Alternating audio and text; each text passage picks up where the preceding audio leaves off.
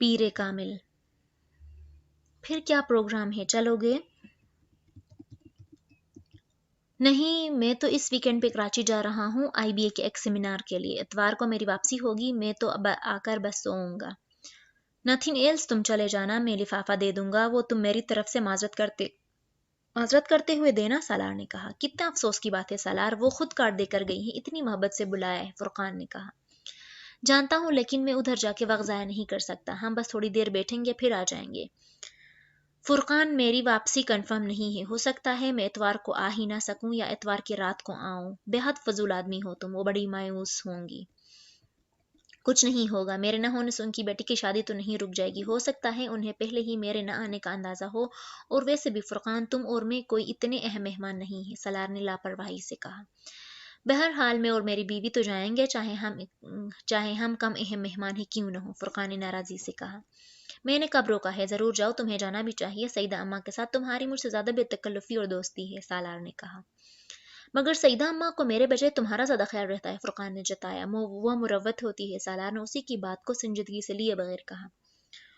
جو بھی ہوتا ہے، بہرحال تمہارا خیال تو ہوتا ہے انہیں. چلو، اور کچھ نہیں تو ڈاکٹر سبتلی کی عزیزہ سمجھ کر ہی تو تم ان کے ہاں چلے جاؤ. فرقان نے ایک اور آخری حربہ آزمایا. ڈاکٹر صاحب تو خود یہاں نہیں ہیں، وہ تو خود شادی میں شرکت نہیں کر رہے ہیں، اور اگر وہ یہاں ہوتے تو کم از کم مجھے تمہاری طرح مجبور نہیں کرتے. اچھا، میں بھی نہیں کرتا تمہیں مجبور. نہیں جانا چاہتے ہو تو مت جاؤ. فرقان نے کہا. سالار ایک بار پھر اپنے لیپ ٹاپ کے ساتھ مصروف ہو چکا تھا. وہ ایک سرسبز وسیع سبززار تھا جہاں وہ دونوں موجود تھے. وسیع کھلے سبززار میں درخت تھے مگر زیادہ بلند نہیں. خوبصورت پھولدار جھاڑیاں تھی. چاروں طرف خاموشی تھی. وہ دونوں کسی درخت کے سائے بیٹھنے کے بجائے ایک پھولدار جھاڑی کے قریب دھوپ میں بیٹھے تھے. امامہ اپنے گھٹنوں کے گرد بازو لپیٹے ہوئے بیٹھی تھی اور وہ گھاس پہ چت لیٹا ہوا تھا. اس کی آنکھیں بند تھیں. ان دونوں کے جوتے کچھ فاصلے پہ پڑے ہوئے تھے. امامہ نے اس بار خوبصورت سفید چادر اوڑھی ہوئی تھی. ان دونوں کے درمیان گفتگو ہو رہی تھی. امامہ اس سے کچھ کہتے ہوئے دور کسی چیز کو دیکھ رہی تھی. اس نے لیٹے لیٹے اس کی چادر کے ایک پلو سے اپنے چہرے کو ڈھانپ لیا، یوں جیسے دھوپ کی شعاؤں سے آنکھوں کو بچانا چاہتا ہو. اس کی چادر نے اسے عجیب سا سکون اور سرشاری دی تھی. امامہ نے چادر کے سرے کو اس کے چہرے سے ہٹانے یا کھینچنے کی کوشش نہیں کی. دھوپ اس کے جسم کو تراوٹ بخش رہی تھی. آنکھیں بند کیے وہ اپنے چہرے پہ موجود چادر کے لمس کو محسوس کر رہا تھا. وہ نیند سے اپنی گرفت میں لے جا رہی تھی. سالار نے یکدم آنکھیں کھول دی. وہ اپنی بیڈ پہ چت لیٹا ہوا تھا. کسی چیز نے اس کی نیند کو توڑ دیا تھا. وہ آنکھیں کھولے کچھ دیر بے یقینی سے اپنے ارد گرد کے ماحول کو دیکھتا رہا. یہ وہ جگہ نہیں تھی جہاں اسے ہونا چاہیے تھا. ایک اور خواب، ایک اور الویژن. اس نے آنکھیں بند کر لی اور تب اس کی موبائل فون کی آواز میں متوجہ کیا جو مسلسل اس کے سرہانے بج رہا تھا. یہ فون ہی تھا جو اسے اس نے خواب سے باہر لے آیا تھا. قدرے جھنجھلاتے ہوئے لیٹے لیٹے ہاتھ بڑھا کر اس نے موبائل اٹھایا. دوسری طرف فرقان تھا. کہاں تھے سالار؟ کب سے فون کر رہا ہوں، اٹینڈ کیوں نہیں کر رہے تھے؟ فرقان نے اس کی آواز سنتے ہی کہا. میں سو رہا تھا، سالار نے کہا اور اٹھ کر بیڈ پہ بیٹھ گیا. اس کی نظر اب پہلی بار گھڑی پر پڑی جو 4 بجا رہی تھی. تم فوراً سعیدہ اماں کے ہاں چلے آؤ، وہ دوسری طرف سے فرقان نے کہا. کیوں؟ میں نے تمہیں بتایا تھا. میں تو فرقان اس کی بات کاٹ دی. میں جانتا ہوں تم نے مجھے کیا بتایا ہے، مگر یہاں کچھ ایمرجنسی ہو گئی ہے. کیسی ایمرجنسی؟ سالار کو تشویش ہوئی. تم آؤ گے تو پتہ چل جائے گا. تم فوراً یہاں پہنچو، میں فون بند کر رہا ہوں. فرقان نے فون بند کر دیا. سالار کچھ پریشانی کے عالم میں فون کو دیکھتا رہا. فرقان کی آواز میں اسے اندازہ ہو گیا تھا کہ وہ پریشان تھا، مگر سعیدہ اماں کے ہاں پریشانی کی نوعیت کیا ہو سکتی تھی؟ 15 منٹ میں کپڑے تبدیل کرنے کے بعد گاڑی میں تھا. فرقان کی اگلی کال اس نے کار میں ریسیو کی. تم بتاؤ تو صحیح ہوا کیا ہے؟ مجھے پریشان کر دیا ہے تم نے، سالار نے اس سے کہا. پریشان ہونے کی ضرورت نہیں، تم ادھر ہی آ رہے ہو. یہاں آؤ گے تو تمہیں پتہ چل جائے گا. میں فون پر تفصیل بات نہیں کر سکتا. فرقان نے ایک بار پھر فون بند کر دیا. تیز رفتاری سے ڈرائیو کرتے ہوئے اس نے آدھ گھنٹے کا سفر تقریباً 20 منٹ میں طے کیا. فرقان اسے سعیدہ اماں کے گھر کے باہر ہی مل گیا. سالار کا خیال تھا کہ سعیدہ اماں کے ہاں اس وقت بہت چہل پہل ہوگی، مگر ایسا نہیں تھا. وہاں دور دور تک کسی بارات کے آثار نہیں تھے. فرقان کے ساتھ وہ بیرونی دروازے کے بائیں طرف بنے ہوئے ایک پرانی طرز کے ڈائننگ روم میں آ گیا. آخر ہوا کیا ہے جو تمہیں مجھے اس طرح بلانا پڑ گیا؟ سالار اب الجھ رہا تھا. سعیدہ اماں اور ان کی بیٹی کے ساتھ ایک مسئلہ ہو گیا ہے. فرقان نے ان کے سامنے والے صوفے پر بیٹھتے ہوئے کہا. وہ بے حد سنجیدہ تھا. کیسا مسئلہ؟ जिस लड़के से उनकी बेटी की शादी हो रही थी उस लड़के ने कहीं और अपनी मर्जी से शादी कर ली है। माय गुडनेस, सालार के मुंह से बेइख्तियार निकला। उन लोगों ने अभी कुछ देर पहले सईदा अम्मा को यह सब फोन पर बताकर उनसे माजरत की है। वो लोग अब बारात नहीं ला रहे। मैं अभी कुछ देर पहले उन लोगों के यहाँ गया हुआ था, मगर वो लोग वाकई मजबूर हैं। उन्हें अपने बेटे के बारे में कुछ पता नहीं कि वो कहाँ है। इस लड़के ने अभी उन्हें सिर्फ फोन पर ही इतला दी है। फुरकान तफसील बताने लगा। अगर वो लड़का शादी नहीं करना चाहता था तो उसे बहुत पहले ही माँ बाप को साफ बता देना चाहिए था। भागकर शादी कर लेने की हिम्मत थी तो माँ बाप को पहले इस शादी से इनकार कर देने की भी हिम्मत होनी चाहिए थी, साला ने नापसंदीदगी से कहा। सईदा अम्मा के बेटों को इस वक्त यहाँ होना चाहिए था, वो इस मामले को हैंडल कर सकते थे, लेकिन वो अब नहीं है तो किसी न किसी को तो सब कुछ देखना है। सईदा अम्मा के कोई और करीबी रिश्तेदार नहीं है? सालार ने पूछा। नहीं, मैंने अभी कुछ देर पहले डॉक्टर सिबत अली साहब से बात की है फ़ोन पर, फुरकान ने उसे बताया। लेकिन डॉक्टर साहब भी फौरी तौर पर तो कुछ नहीं कर सकेंगे। यहाँ होते तो और बात थी, सालार ने कहा। उन्होंने मुझसे कहा है कि मैं तुम्हारी फ़ोन पर उनसे बात कर रहा हूँ। फुरकान की आवाज़ इस बार धीमी थी। मेरी बात लेकिन किस लिए? सालार कुछ हैरान हुआ। उनका ख्याल है कि तुम इस वक्त सईदा अम्मा की मदद कर सकते हो।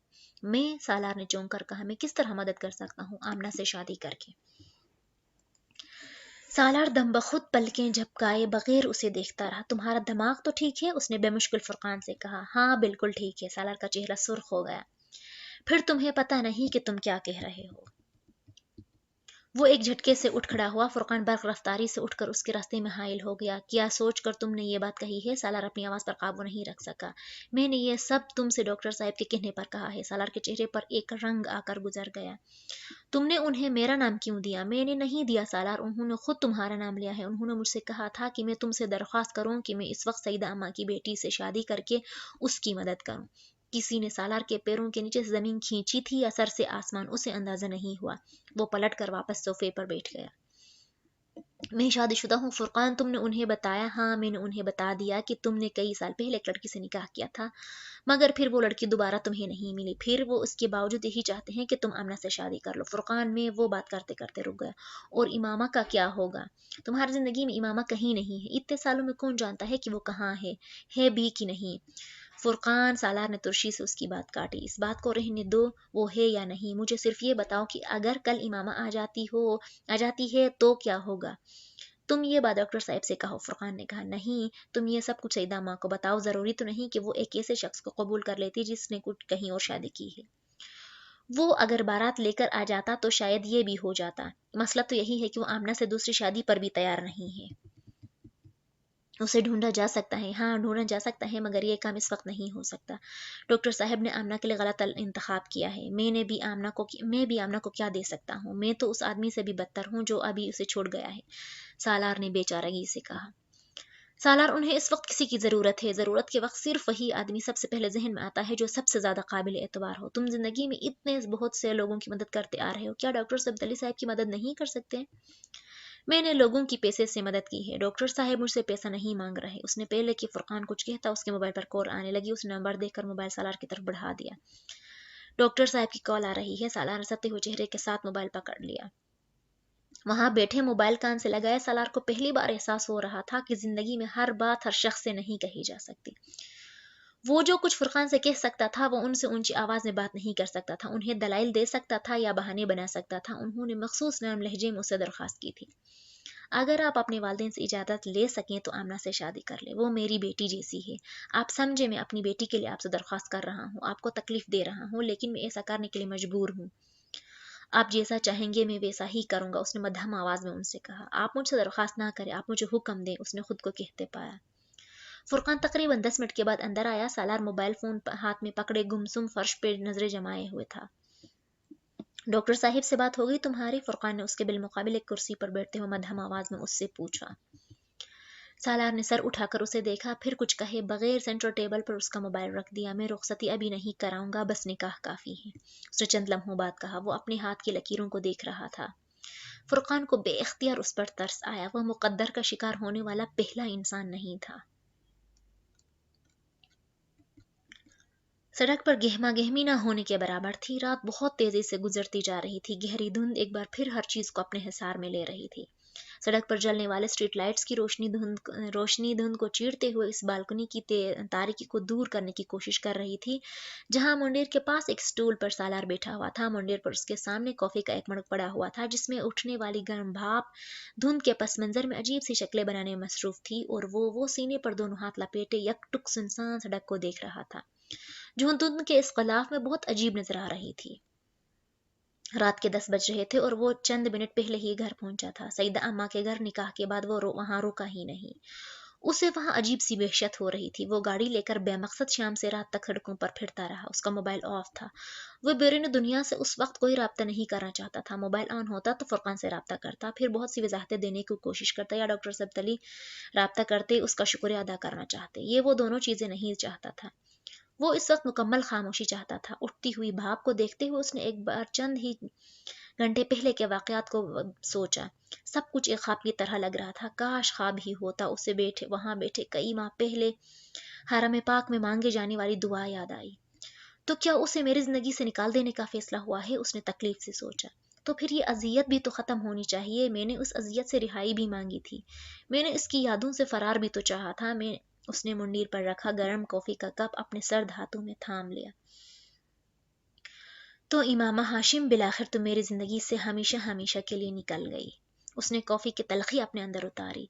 और अब क्या मैं पछताऊं कि काश मैं कभी सईदा अम्मा को सड़क पर न देख पाता।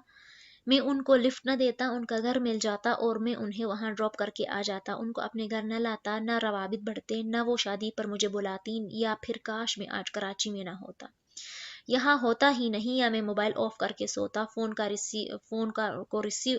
रिसीवर रख देता, फोन की कॉल रिसीव ही ना करता, या फिर काश मैं डॉक्टर सिब्बली को न जानता होता कि उनके कहने पर कभी मुझे मजबूर न होना पड़ता, या फिर शायद मुझे ये तस्लीम कर लेना चाहिए कि इमामा मेरे लिए नहीं है। उसने कॉफी का मग दोबारा मुंडेर पर रखा। उसने दोनों हाथ अपने चेहरे पे फेरे, फिर जैसे उसे कोई ख्याल आने पर अपना वॉलेट निकाल लिया। वॉलेट की एक जेब से उसने एक तहशुदा कागज निकाल कर खोल लिया। डियर अंकल सिकंदर, मुझे आपके बेटे की मौत के बारे में जानकर बहुत अफसोस हुआ। मेरी वजह से आप लोगों को चंद साल पहले परेशानी का सामना करना पड़ा। मैं इसके लिए माजरत खां हूँ। मुझे सालार को कुछ रकम अदा करनी थी, वो मैं आपको भिजवा रही हूँ। खुदा हाफिज, इमामा हाशिम। इसने तो 9 माह में कितनी बार इस कागज को पढ़ा था, उसे याद नहीं था। इस कागज को छूते हुए उसने कागज में इमामा का लम्स महसूस होता था। उसके हाथ से लिखा हुआ अपना नाम कागज पर तहरीर, इन चंद जुमलों में उसके लिए कोई अपनायत नहीं थी। वो ये भी जानता था कि इमामा को उसकी मौत की खबर पर भी कोई अफसोस नहीं हुआ था। वो एक खबर इसके लिए 2.5 साल बाद रिहाई का पैगाम बनकर आई थी।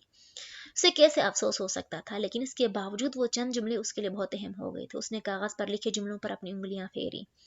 उसने आखिर में लिखे इमामा हाशिम के नाम को छुआ, फिर कागज को दोबारा इसी तरह तह करके वॉलेट में रख लिया।